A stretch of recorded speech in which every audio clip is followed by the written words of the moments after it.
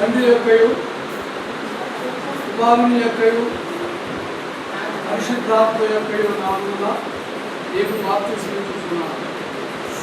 ఆమె సిలువ వేయబడినటువంటి క్రీస్తుని నువ్వు ఇక మీదట ఒప్పుకోవలసి ఉన్నదన్నమాట. ఒప్పుకుంటున్నావా?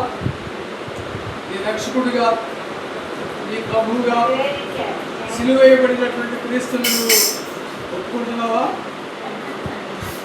కాబట్టి క్రీస్తు యొక్క శక్తి కలిగి లోకముతోనూ పాపముతోనూ సాతానుతోనూ ధైర్యముగా పోరాడతావా?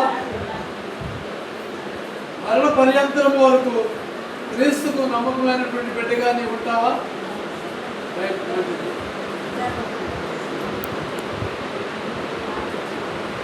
నీవు ఇచ్చినటువంటి సాక్ష్యమును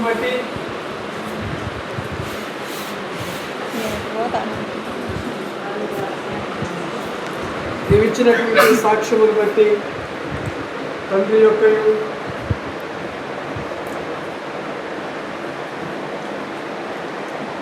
కుమారుని యొక్కయు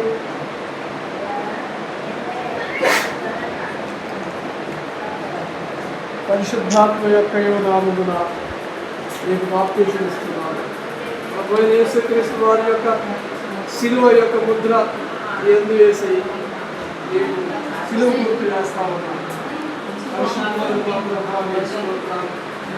మంగళాలు నిలుస్తున్నాం.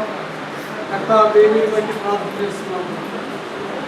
దాదా మీరు చెప్పినటువంటి దాదా ఈ యొక్క తండ్రి ఏఎపిఎల్సి భారతీయ నూతన సిద్ధాంత ప్రకారం బాప్తిస్మం ఇవ్వడం జరిగింది. తండ్రి యొక్క కుమారుని యొక్క పరిశుద్ధాత్మ యొక్క నామంలో దేవికి బ్రహ్మ బాప్తిస్మం ఇవ్వడం జరిగింది.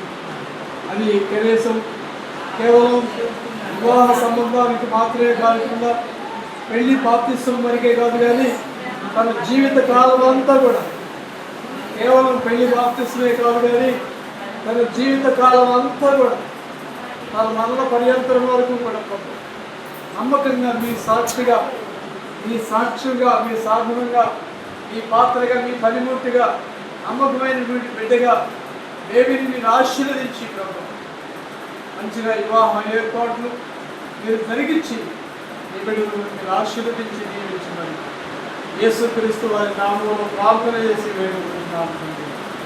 ఆమేన్. తండ్రి యొక్కయు కుమారుని యొక్కయు పరిశుద్ధాత్మ యొక్కయు నామమున ప్రార్థన చేసి వేడుకుంటూ ఉన్నాము. ఆమేన్. ఆమేన్.